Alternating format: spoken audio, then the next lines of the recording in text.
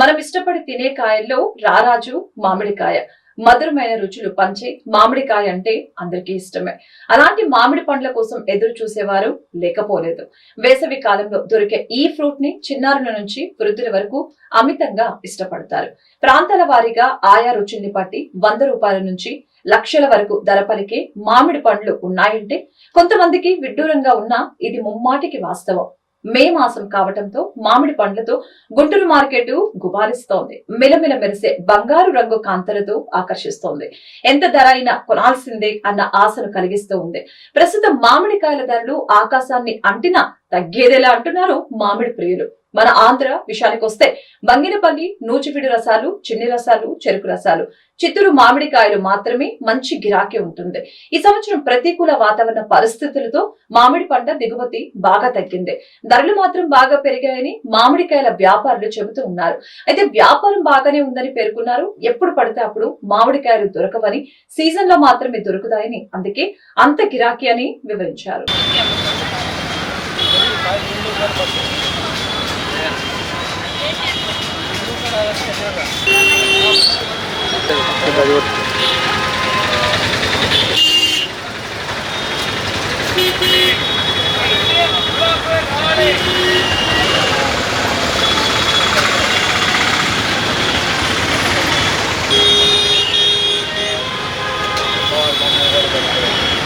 మాట్లాడుతున్నాయి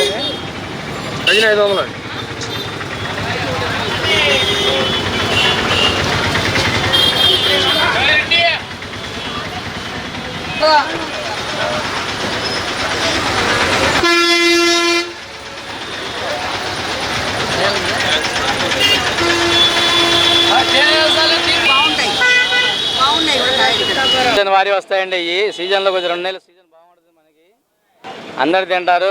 season మళ్ళీ రావు. వచ్చే 2-3 నెలలే మామిడికాయలు అందరూ ఇష్టంగా తింటారు. అందరూ సంవత్సరం మామిడికాయలు చాలా తక్కువ అండి.